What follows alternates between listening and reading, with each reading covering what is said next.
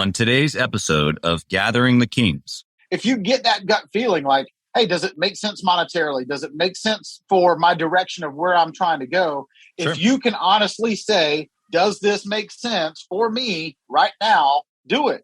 And if not, be okay with saying, not now. You don't have to say no, but just say, hey, not now. There might be a time for it in the future. Yeah. But once you make that decision, don't think about it again. You are listening to Gathering the Kings with Chaz Wolfe, featuring fellow 7, 8, and even 9-figure business owners who have real battle scars from business and life, but have prevailed as the king that they are designed to be. We welcome high-performing entrepreneurs to the stage in order to reveal the real of the real on what it takes to build a successful business today. We dissect the good and bad decisions they've made along the way that give a true and accurate picture of the journey of success and how you too can get there. Through this dialogue, you will learn the value of growing your network and surrounding yourself with power players and kings like today's guest. Grab your pen and notebook because we're about to dive in.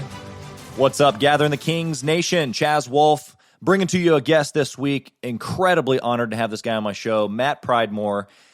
He is a franchisee for a furniture brand, and he's got 14 freaking locations. I'll tell you what, this guy is young, he's fiery, he's ready to grow, he's always looking for the next deal. And man, I think that he brings a ton of value, not only to the show, but just to the outlook that he has on business and where he comes from, and he shares it all in this show. Grab that pen and paper, it's coming at you. All right, everybody, Gathering the Kings. I'm your host, Chaz Wolfe. I've got Matt. I'm so glad that you're here, man. This has been a well-awaited appointment, and so I'm just thankful that you're here, man. Thanks for being with us. Hey, glad to be here. Thank you for inviting me, and thanks for using Facebook. Yeah. We've got a fun story here for the listeners today on how we met, but because the listeners can't see us until this video gets released later, we're rocking the royal blue memo today. Both of us rocking the royal blue.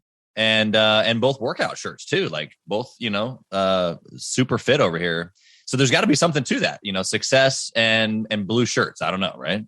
I'll take it. I love the color blue. It seems to roll with the eyes and have fun with it. Yeah. There you go. All right, Matt, tell us what kind of business that you have or businesses. Yeah. So I currently own and operate 14 Badcock furniture locations. They are franchises. There are 400 of those franchises across the Southeast, in the 7 Southeastern states. I have 14 of those, and that's where I'm at this current moment. And I'm in basically Georgia and Alabama and adding on Mississippi. So yeah, I love it. And most of the times we've talked here offline, you've been in a location and looking at new locations and always growth minded. I just have totally appreciated that about you. But I'm curious, before we kind of go back into the history, maybe talk about how we met and stuff, but why at this stage? You have 14 locations, and you're looking to add on another state. Why? Are you just nuts, or is this something inside of you? What is this? Yeah, it's kind of funny as I have listened to some of the other guys that are coming on and talking on your podcast. It really kind of resonates very closely with me in this mindset of, for me, it's the challenge part of it. I love the challenge. I get bored really easily. And so I love to go in, my favorite thing to do is go into a store that is underperforming or even failing or going bankrupt and seeing the good that's in that store. And if there's just one little avenue that I see that I can get in there and I'm like, okay, we can fix this, we can fix this, we can fix this, and it'll run. It's go time. Everything starts clicking back to back to back. So being at 14 now, and when I first got into this whole thing, I kept thinking hey, if I go buy some of these and get them going in the right direction and start making money and do all these big things, that the employees will, the team members will want to be business owners. And it's kind of funny, that's really not what's happening, but they are growing. They're growing exponentially because they're around the guys like me and the leadership team and all these people that are part of this. The opportunities just continue to, kind of snowball out. Yeah. And then, a lot of them are not going to be business owners, and I'm okay with that now. Obviously, a couple of years ago, I was thinking, hey, let's let's get them to be business owners, and they're Right. not going to be, but they're going to be store managers and regional managers and district managers. And Yep. I was talking to one of my girls yesterday that is she's a sales associate in one of my existing stores, and she came to me and she said, "Hey, I actually got a degree in accounting, and I want to use that accounting degree." And I've had another one that said, she got a degree in international business. I want to use that. Great. Let's figure out ways to use that. But if I was that single unit owner and only stayed single unit, number one, I'm not going to attract that level of talent. But number two, they're going to leave pretty quickly because they have no opportunity to grow themselves. And so, I'm just on that growth mind, that mindset, just a constant challenge type thing. Yeah, I heard you say several things, and I think most listeners today resonate with at least one of them. But I heard you say growth mindset for yourself. Like, why not? It's a challenge. Like, let's just go. Let's just go. Let's just figure it out. Take the risk. There's always more. It's no longer about money. It's just the game. Like, let's just play the game. Let's play the game well. I also heard you say that you're starting to tap into raising up leaders, because every business owner, especially at the 7-figure plus, right? And you've got to develop a team, but then a lot of owners kind of get stuck even in that. And that's where a lot of even 7-figure folks are stuck, which is like, I've built a team, but I don't have any leaders on my team. I'm not raising up any new individuals inside of the team to then take over areas like what you're saying. I love too, also from the multiple location perspective, just because obviously that's a little bit of my background, is that if you can have multiple things going on, then you can basically offer a different opportunity. And so I love your mindset. I love the growth opportunity. What that's done is it's spilled over to your team, to your people, to, the people that you call family. And so, exactly. Okay. So let's talk about, the journey, because I know you've done this all pretty quickly, and you didn't like, start out with a store. You had to buy your first one, or you had to buy the second one. So tell us the journey of kind of like where you were before and how this whole thing kind of started dominoing for you. Yeah. And feel free to step in, because I can probably get kind of wordy on this whole part of the story. Sure. So I grew up, my parents owned one location of Badcock, small South Georgia town for 35 years. They added on a second location right when they were getting ready to retire, and we can talk about that as well. But for the majority of my life, they owned one location, and I saw them working inside their store 24/7. They were operators. Yep. And exactly. they did a really good job of that through the 80s and 90s. Like, I give them tons of credit for the job they did. But when I was 16 years old, I looked at my dad and I said, I never want to be a part of that. I see what you're doing. Yep. That looks like really hard work, and I'm going to exit stage left. I'm going somewhere else. And but so was it because you were afraid of work, or was it because you had a different idea of what success looked like? I had a complete different of what success looked like. Great point there. Yeah. But also, I just had other dreams. I had dreams in professional baseball from an umpiring standpoint. Nice. And I wanted to realize those dreams. And so, at 18, my dad said, well, it's time to go to college. You're graduating high school. And I said, whoa, pump the brakes. I'm going to go to professional baseball umpire school down in Florida. And he's like, what? No way. There's no way you're doing that. And I said, hey, I'm 18. What do I have to lose? If I go down there and I don't make it, hey, there's a million other things I can do in life. Seriously. And so I did. I left and went down to umpire school and, busted my butt, and I made it. And, there were 400 students down there. And out of those 400, I think the 25 guys made it into minor league baseball, and we start rising up through the ranks, like the players, that whole thing. So I did that until 2009 was my last season in baseball. And in 2009, I got some injuries, got some concussions, medically released, all that. So right at the end of baseball, the corporate arm of Badcock called me and said, hey, we would like for you to come work for corporate. We see a lot of potential in you. You've got a little bit of a background. You helped your parents a little, when you were younger. And I said, you know what? Yes, I'm 26, 27 at the time. Yeah, let's do that. And so I went and worked for the corporate side. I managed a store. Now, then they bumped me up to being a regional manager. So I did that. And, for a couple of years, kind of milled around in that. But, that was my development stage, 27 to 31, 32. Yeah. And And I was living an amazing life in Pensacola, Florida, right on the water, beautiful beach town.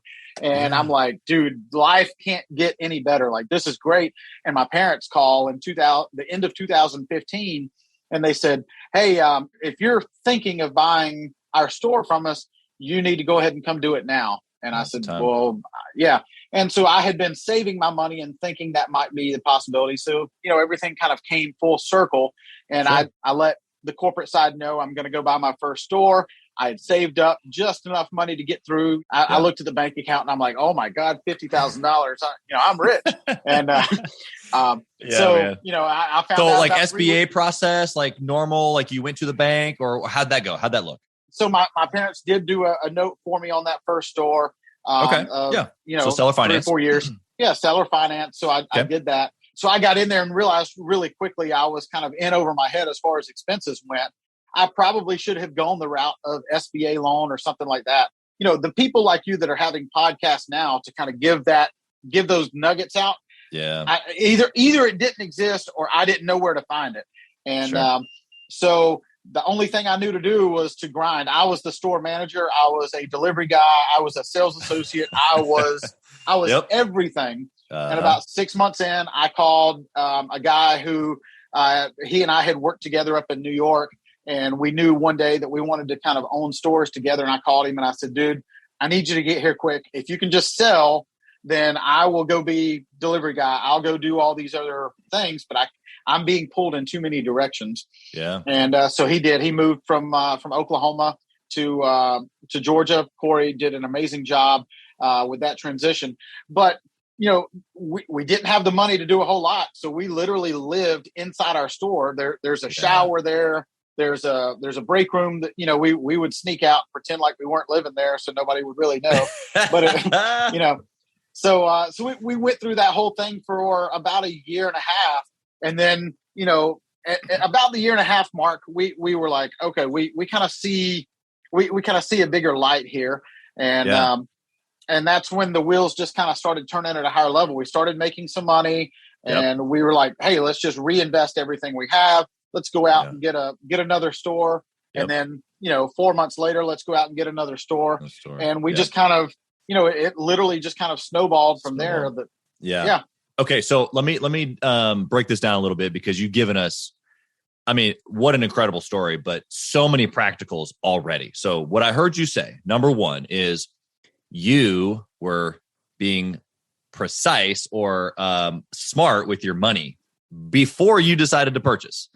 So Correct. You weren't buying dumb stuff. Now you said you lived in a nice area, Pensacola. I love Pensacola. One of my franchises is there. Had no idea that you lived there, but beautiful town. But you weren't blowing your money. And so what that enabled you to do when opportunity came to knock, when luck, quote unquote, came to knock, you were ready. It wasn't luck. It was something that you had been preparing for. And so you purchased your first location. And then I heard you say, holy smokes, I bit off more than I could chew. And isn't it so? As most entrepreneurs think, it's going to be easier than it is. It's going to take less money. It just is always going to take longer. It's going to be harder. It's going to take more money than we ever think. And you got to experience that firsthand, which is probably was a little bit of a humble pie, a little bit. It definitely was. Yes. When you're the owner, because I've been in the same shoe, when you're the owner and everybody's looking at you thinking that you're making all the money, and literally everybody on the team is making, even if they're making only $10 an hour, they're making more than you. Dude, and it was so crazy. Like, I was writing the checks out for payroll and I'm biting my fingernails and I'm like, I hope this check goes through. Those type things. And I wasn't paying myself. I'm still kind of living off a little bit of those savings. And thank goodness I had a wife that, was an officer in the Navy, and, she's doing things on her side, and we're kind of balancing life. Totally. We're balancing life. We're balancing business. We're trying to, achieve this big dream. And then once those wheels, the traction kind of caught, and I'm like, okay. So once I got to the third location, 2 years in or whatever, I started realizing, hey, I've got to put some processes into place, because I can't be in all three of these locations at once. And I can't just field phone calls 24/7. Like, we have to write down some of these processes. And so we did, and we got better because of it. Yeah, I love that you're saying the process. I also think it's unique that you said it 3, because most humans would think you can't be in two places at once. But you and I both know that you can be in two places at once. You have to be. Yeah. Because there's not enough revenue usually with two locations to where you can't. And so literally you just split your time. You become a workaholic, and two is way worse than one or five for that matter. Exactly. But on that note, what I heard you say is that you realized that, okay, I need to bring in somebody to help me, and in essence, get out of my way. This ties back to what you said about your parents. Like, you saw them work as an operator in the business, as the delivery, as the sales, all this stuff. You didn't want that, and that's what you were stuck doing. So you had to make some shifts. You called in your buddy to be a sales guy. Eventually, it sounds like you guys went ahead and partnered in the future deals. But then you realized that at some point it got big enough to where it's like, holy smokes. Well, also what that means is that you didn't have to have it all figured out first, right? So 100%. You took action. You took a ton of action. Yeah, very, very good point there. And, so many people stand around and just, they overthink their issues. They overthink everything. And it's so funny. I've got some friends that are in the business, in other states, and they're always saying, like, Matt, you're just a doer. You don't overthink things. You just do it. And I'm like, yeah, because we always hear, like, hey, go make mistakes.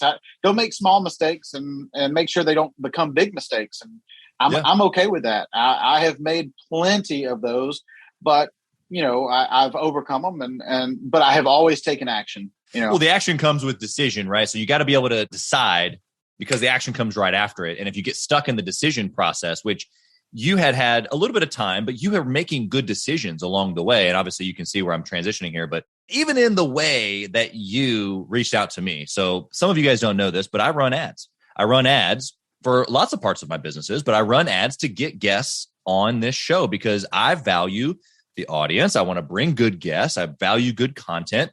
I don't know if me and Matt are ever going to do anything together. I think it'd be kind of cool, sweet partner on some deals. So maybe we do. I don't know, but I don't know if we're going to do anything together or not. But man, now that I know you, there's people in your network that I need to know. There's people in my network that you need to know, like, all because I took the risk, quote unquote, of putting out an ad. And then you took the risk of going, let me see what this guy's about. Exactly. Again, it's decision and then an action, and let's just see what happens. There's just so much value in that. But quickly followed by, okay, if you're going to have growth and scale, there's going to have to be teams and process. And this can't be just by the hip anymore, So I'm going to transition over to decisions, because we've clearly outlined that you are a pretty good decision maker, or at least a fast decision maker that follows up with action. And if it was a bad decision, you probably just, wiggled and figured it out. Yeah. So give me a good example of one of those bad decisions that you made that was just, potentially catastrophic, but you figured it out. You learned a bunch. Share with us what that was. Sure. I would say that, once I got to 3 locations, I kind of started patting myself on the back and being proud for what I had accomplished. And I said, okay, I'm getting pretty good at this. The team's kind of figuring out how I'm leading. And instead of going deeper in furniture, I'm going to go wider. I'm going to go off into, a new sector. I'm going to go figure something out. And, I made the extremely unwise choice of opening a car dealership. And you didn't say some little mom and pop. No, you said a car dealership. Wow. Okay, keep going. Yeah. We are on the edge of our seat over here. Yeah. So I had never sold cars. I'd never been on the finance side of cars. I'd never done anything having to do with automobiles at all, other than buying trucks for my businesses. And so I recruited a guy that, I thought was good in sales, car sales. And I said, hey, let's go just, jump into this venture. Let's just start a car dealership from scratch.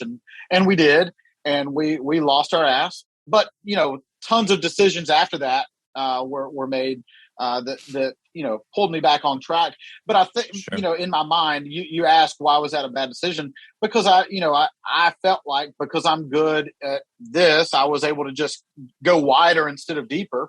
And probably the reason that, I've got 14 furniture locations now and I'm still out looking for more is, why not go with what you're good at? Like, I really feel like I'm good at this thing. Like, I understand furniture, I understand marketing, I understand sales, I understand leadership. Like, I understand a lot of these things having to do with furniture. Why go get wide? Like, I'm fine with going deep. It's good. I love that perspective. Obviously, there's entrepreneurs on both sides of that coin, but you're so right about at the certain level, you started reading your press clippings. And because of that, it gave you this false sense of pride, really, where you could go try something new or spend money. Like you can fill in the blank. Like the listener right now knows this moment for them, because even at the 6-figure mark, here's probably what more likely it feels for them. They don't maybe have 3 locations of something, or they're not doing millions of dollars yet. But probably what happened is that they signed 3 new clients. They got really, really excited about those 3 new clients, or those 3 new decks, or those 3 new whatevers.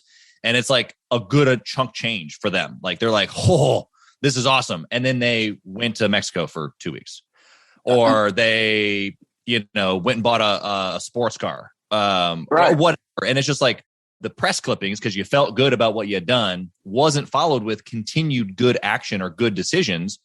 In this case, your decision was just to go a different direction. For you, that didn't work out. But that same principle that you're showing us is so incredibly valuable. And so tell me now, like how that, obviously you said that what that means is that you've gone deeper, but the principle that we're kind of kicking back and forth here, which is repeat what's already worked, whether that's you stay in the same lane or you. Well, there's a lot that I could break down from that. Great to bring that point up.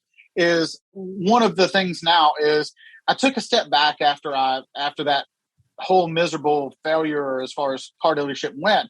And I said, okay, actually, what part of business am I good at? Like, what am I best at? And so, I'm really good at networking. I'm really good at figuring out how I can bring value to the people that are around me that, like that type of getting in with business.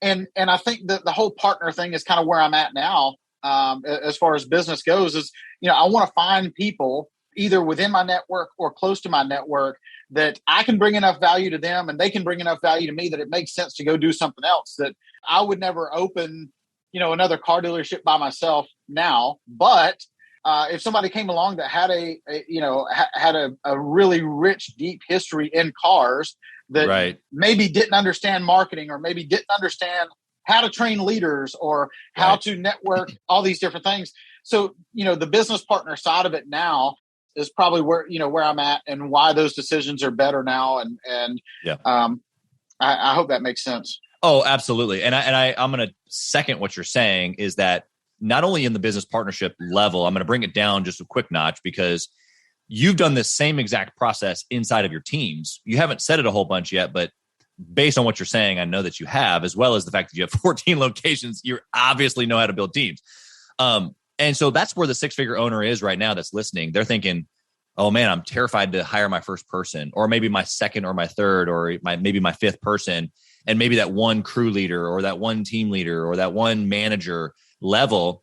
And it's the same thing. Like when they're looking at that manager level, or even just their new team member, ideally, they've already been honest with themselves enough as an entrepreneur, as an owner, of what it is that they're good at and what it is that they need on their team to help propel them forward or propel the business. So the same principles, Matt, that you're saying apply even at a low level, because they have to be able to mix those things together. Does that make sense? Yeah, you can scale those. I think the term scale is so relevant here, of just saying no matter where you're at in your life, whether you're at a store manager level trying to get to be an owner, or at an owner level trying to get to, multi-location, whatever it is that you're at, these principles are so scalable up and down. Yeah. I'm going to go back to real quick here. I don't share usually a ton about my businesses, but I have a couple of different real estate arms, and I'm merging and or building a team right now in one of them. And I don't know if I would have done what I'm doing now, 5 or 6 or 10 years ago, especially when you're trying to raise up and scale. Like you're saying, a lot of it's like, how can I muster my own, right? And that's usually the problem with the 6-figure mark, is that what can I do? And it's like, no, I need a who. Who are the who's around me, And so now knowing these things, even myself, like what you're saying, is that my mindset is, who do I know that's really good on the acquisition side? Who do I know on the project management side? Who do I know on this side of the bangle? I can see the whole business, and I can see where we're going to go and the vision of what we're going to accomplish. But now I need puzzle pieces. And it doesn't mean that I'm the only owner and they're just on my team, although that could be. These guys are going to be owners, So from like what you're saying, that partnership perspective of bringing in the right key players, of just a team that can work together is crucial. And clearly it's been for you as well. Yeah. And I think one big mistake that people that might be at the 6-figure level, some of them will make is they go into looking at those partnerships of saying, how can they bring value to my organization? Extracting that value, extracting the value. And I think one of the big things that has helped me is the day that I realized, that it's got to be me. I go into every single one of these partnerships of saying, how could I add value to this deal and make sure that it's going to work from that side? Because if all it is you're pulling that value out, that cup's going to run dry pretty quick. And so, I'm very, very particular, and I'm sure you are too, but of making sure that I'm going to be adding as much value to this whole thing as the people that I'm going out to talk to. Totally. It's funny. It makes me think of, I was having a lunch with two guys that I've, circled up with here in the last couple of months, and we've done some business strategy and it's just a couple of meetings and stuff. It's been really fun, but we had a lunch together and it was like an argument on who was going to pay, Yeah. And I loved it because it wasn't like an actual argument, as you know, but man, I dreamed, especially coming from a single mom house and, having literally nothing given to me. I just dreamed of the moment where I was going to have friends at a high level to where it wasn't like I was the only person taking care of it or you were the only person taking care of it, but that it was like we could take care of it 10 times over and it would be no problem. But that like I wanted to honor you or I wanted to bring value to you is what you're saying. Right. And so it's funny because the one guy that ended up winning the ticket, if you will, he was like, he said one phrase. He said, excuse me, you guys are my guests today. And I literally just, hey, great. Sounds good. It wasn't even an argument because that was his value that he was bringing to the deal. He was hosting us. We were in his city. We had gone to his office and you would have already thought that he had already provided so much value, but no, all the way down to the, $12 lunch that we had, and it was amazing to have that experience, even at this high level. It's just like when you bring value, everything else falls into place. I love it. That's what, I don't talk about it a whole lot, but, I do have a plane. I do fly. And one of the cool things, a couple of weeks ago, I'm flying the plane. We land at the airport and I immediately get out and start filling up the tanks with the fuel. And before I can even get finished filling up, the guy that was flying next to me, he'd already gone inside and paid for all the fuel. And I'm like, dude, I'll take care of that. Like, it's okay. It's my plane. And he's like, no, you flew the plane. That's plenty of value. You actually flew this thing. We're landing for a hamburger and to have a good time. I'll take care of the fuel and same exact type thing. I love that where, I knew I brought value. He knew he brought value. We had fun and nobody argued. Like, let's go. Exactly. And unfortunately you have so many small thinkers that were thinking, well, geez, that was a really expensive cheeseburger. It's like, whoa. No. No. The time and what you learned and just the who you're going to meet through that person, like money doesn't even matter at this point. And it's so difficult.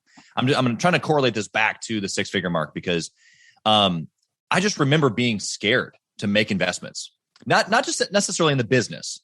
I always wanted to pour into myself. I was a big reader. Like education was not big for me, but like I was a big educator to myself. Like I wanted to listen to audios and YouTube videos and books and stuff. But I wanted to risk everything for the business. But I just got nervous around meeting people or, the things that you're just like, is there an ROI there? Marketing sometimes is a big one. Like where you're just like, oh yeah, can I see the ROI on that? Like, I don't know, but I need to be known, So like you haven't been known on this podcast. Like I don't know how it directly helps me, but now we know each other, So exactly. How would you say with your experience, given this topic that we're kind of just talking about here, the 6-figure mark, when they're just like, oh, so terrified. Sometimes there isn't much money, but sometimes there is, and they need to make a bigger decision that makes them super uncomfortable, like you and I do all the time now. It's we're used to it. But how do you suggest that they do that at that level? To me, I'm such a doer that I'm like, it's so cool in the last 3 or 4 years that I've been able to, to look at a situation and literally just say, does it make sense? And, if you get that gut feeling like, hey, does it make sense monetarily? Does it make sense for my direction of where I'm trying to go? Sure. If you can honestly say, does this make sense for me right now? Do it. And if not, be okay with saying, not now. You don't have to say no, but just say, hey, not now. There might be a time for it in the future. But once you make that decision, don't think about it again. Like, don't agonize over and over of, damn it, maybe I shouldn't have made that, or maybe I should have, or maybe this, or maybe Sure. that. Like, you made the decision. Once you make it, keep moving. There's so much else that needs your attention besides continuing to look in the rearview mirror of saying, should I have made that decision? Does it make sense for me now? If not, move on. Yeah, I love that. That just way of thinking. I think it's super valuable at all levels. In fact, I would venture to say that that's how you and I have gotten to where we are. So just love that. I want to go back. I want a good decision. We kind of talked about the bad decision. Did we sneak in a good decision in there? Give me a good decision that you've made along the way that's just super impactful. Good decision. Yeah. Single good decision. Yeah. Wow. Probably the first was the very first time I took over a bankrupt store. That was really agonizing for me because I saw all the possibilities of this is what it could be. But, I was sitting at that 6-figure mark. It was my 4th location. And, they called me on a Tuesday and they said, hey, we really want you to have this location. This is how the deal could be structured. You let us know, Right. how it would work out in your head, da, da, da, da, da. And I'm like, yeah, but the store is not making any money. And I'm at the 6-figure level, and I'm going to have to pour a lot of money into this thing. Yep. I don't know if I have the resources. I don't know if I have the money. I don't know if I have all this. I'm at the 6-figure level. I'm busting my butt. I'm doing all that I can. Right. And I said, and that was probably that first big decision, like we just talked about, where I kind of snapped my fingers and said, does it make sense? Yes, it makes sense because I want a good challenge. I've always said I wanted a good challenge. This is probably my biggest challenge so far of, going into a store that's not making money. And 2 months later, I'm $50,000, $60,000 into the whole thing. My CPA sent me that first paper saying we're cash flowing. And I'm like, dude, we're 2 months in. We're literally like, this worked out exactly like my head played it out to be. And I'm like, dude, let's roll. If I can just do this a few more times, I'm into the 7 figures. Yep. And that's where we were. So, store 4 comes in 2017. And, so I'd been in that game for 2 solid years. And then, 4 months later, they called me back and said, we've got another one. And I said, let me analyze it. And, a day later, I called back and I said, yes, I'll do it. And they're like, usually it takes people like a month. I said, either it's a good deal or it's not. And so I said, I made the decision, and that was it. That was kind of what got me from 6 to 7 figures. I love it. Good decisions on analyzing, but not too much, taking action. And then once you found something that worked, man, you did it again and again and a couple more times since then. That's how businesses work, especially at the 6-figure mark. You said something, you didn't even realize it, but at the 6-figure mark, what you have to do is you have to find a repeatable process. Marketing, sales, fulfill your product, finance, repeat. You got to do that enough times to get to the mark where you can just have enough resources to climb out. Okay, now we're ready for the speed round. I want to know, Matt, if in all of your locations, if you could only pick one metric to track in all of your teams, sales, marketing, the whole, across all boards, what would you track? One metric. I would track the customer's response to the follow-up call after the sale. Interesting. And you guys are doing a follow-up call to get a review, or how did it go? How'd the installation go? If you got a delivery yesterday of furniture, our sales associates are going to call and say, hey Chaz, you got that bedroom suit earlier this week. How's the mattress sleeping? How's the bedroom looking? How's the missus thinking about how it's looking? Is everything perfect? And you've got a short window in there where they're going to tell you the truth. I mean, if something's not working out right, the wife knows it quick. The husband's feeling it quick. Those type things that are going back and forth. And, all of those calls are recorded. I go in and listen to those calls. And I think that's a very important, you want to get the truth. You want to get the feedback.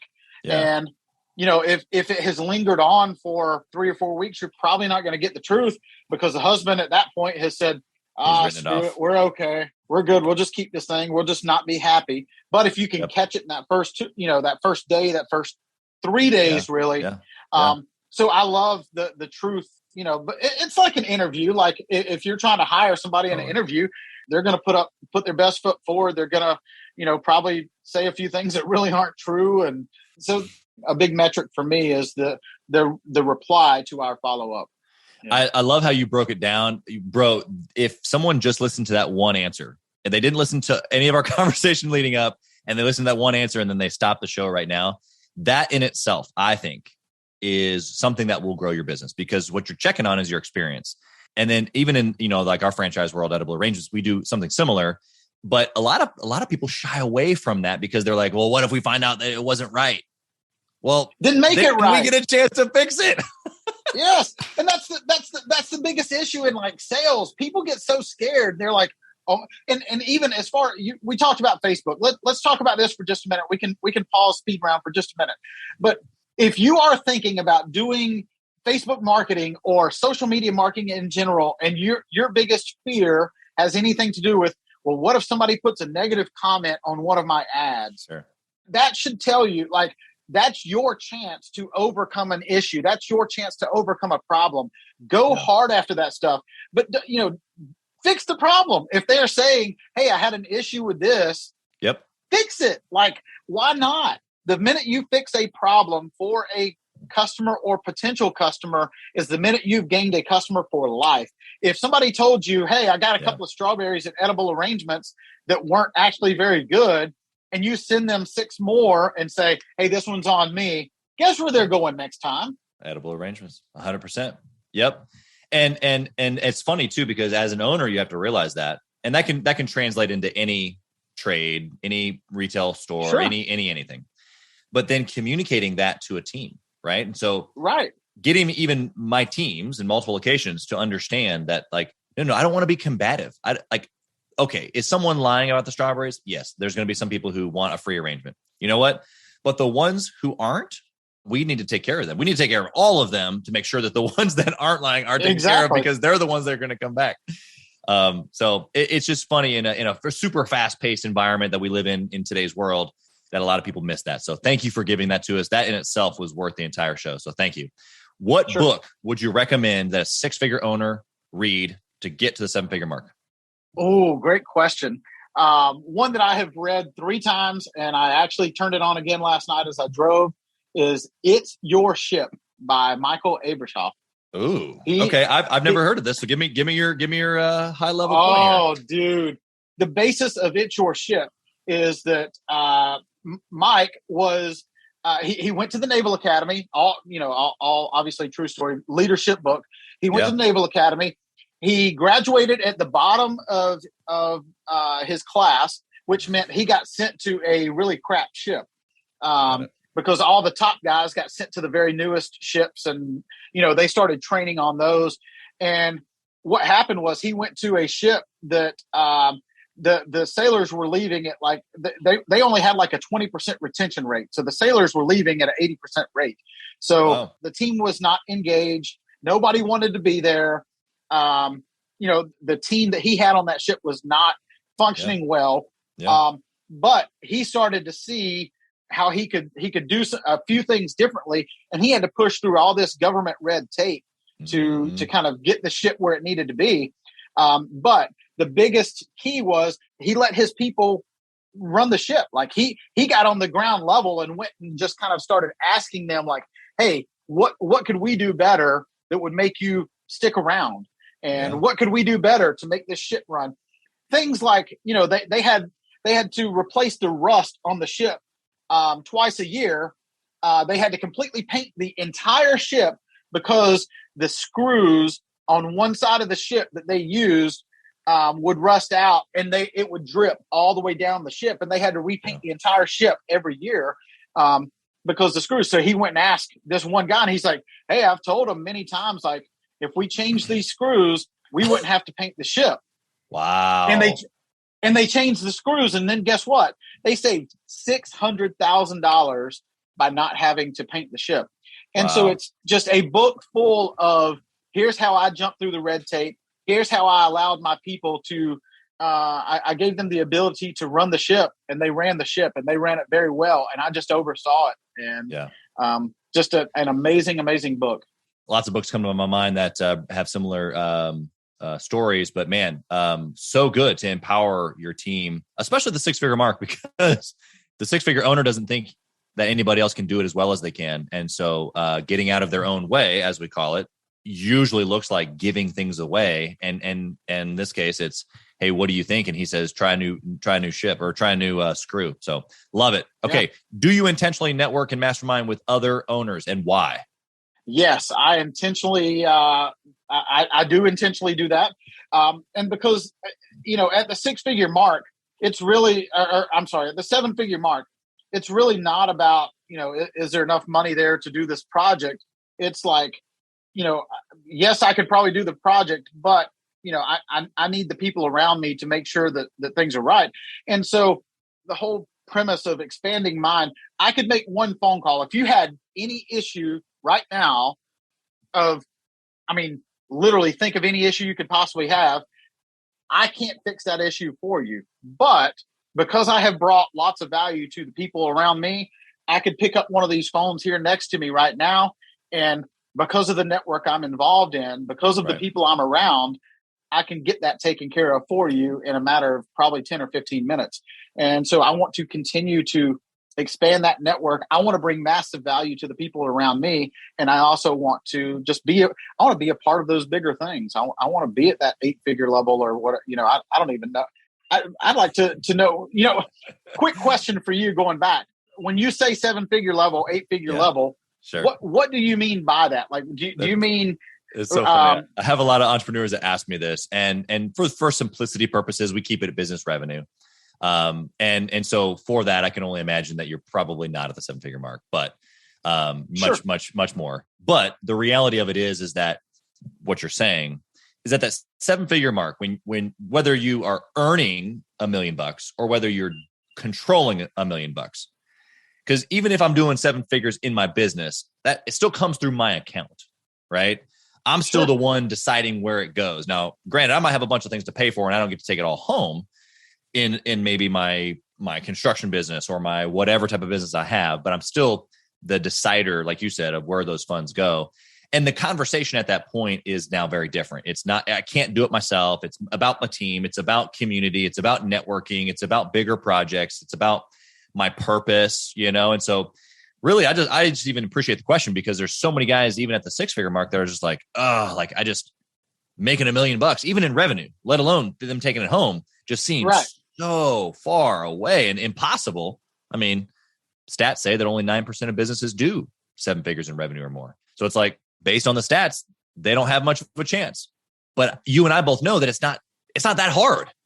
It's really, really not. I mean, especially you get to that multi-level, or I guess once you hit that 7-figure level, it seems to just kind of take off from there. You start getting recognized, and people start talking and people start, they start asking about you. And, I have people approach me now and asking, hey, you want to do, it's not just me having to go out and look for people to do deals with. People are approaching me now saying, hey, I want to do this deal with you. I want to do this deal with you. And that's a really cool place to be in in 8 figures. And I'm having a lot of fun. Yeah, man. I appreciate the even just humility that you carry and all that. I think that the word fun is just a place that a lot of people want to get to in business, but have no systems or structure on how to do so. Last question for you, Matt. You ready? Sure. If you lost it all 14 locations burned down, nobody gets hurt, of course. Sure. It's all gone is the point. What do you do? Wow. I would start building again. But I believe that sales is sales is sales. And I really enjoy the sales side. And I would find a way to fix other people's problems to get back to the level that I'm at today. And that's really what the basis of business is, the basis of sales is. And I go out and fix people's problems and figure out a way, because if all that happened today, it's going to look one way. If it happens 6 months from now, it's probably going to look a lot different in the way that all that goes down. And exactly. So whatever the biggest issue is, like right now, we're kind of starting to come out of the supply chain issues, but we're neck deep in how to hire, how to keep your people engaged, and all that type of stuff. So I think I've got a pretty good handle on that side of business, and I think I could bring massive value to somebody else and help fix their problem on that type thing. So that's probably where I would go. Yeah, I heard you say, first off, you wouldn't be afraid to take another risk just because these went away, that it's not like you wouldn't do it again.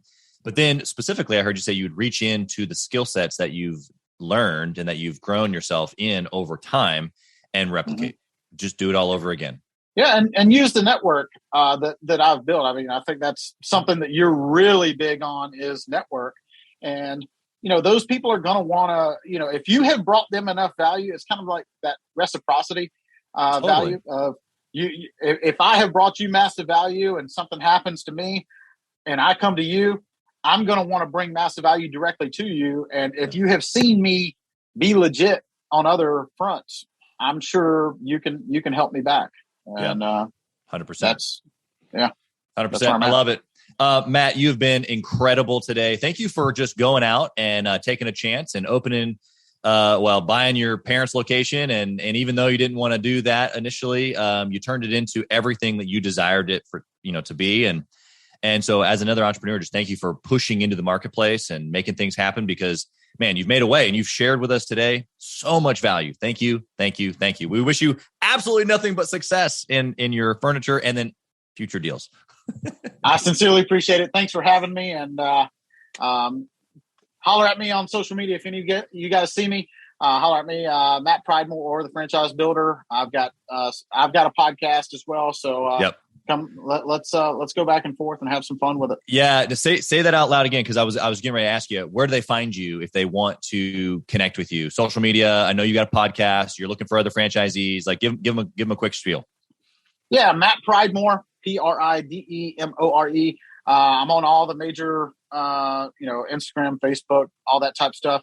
The Franchise Builder is my podcast. I enjoy talking to other franchise type people. I've had Chaz as a guest on mine as well.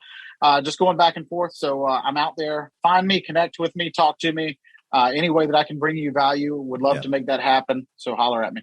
Absolutely. Yes. Thank you for just offering that, as well as just being a man of value. So you, like I said, you brought us a ton today. Thank you for being here. Thank you so much, Chaz. Thank you. Thanks for listening to Gathering the Kings. We hope you got a ton of value today and learned a thing or two about taking your business to 7 figures and beyond. If you desire more and want a community around you to help you get there, I want you to go to gatheringthekings.com. That's gatheringthekings.com. And I want you to apply for our next Becoming a King 90-day intensive. We are extremely exclusive by nature as a group. What that means is that we're really wanting only the entrepreneurs who take their business and targets super serious to apply. So if that's you think you got what it takes to level up your business, I want you to go to gatheringthekings.com and apply. And we will see you on the other side.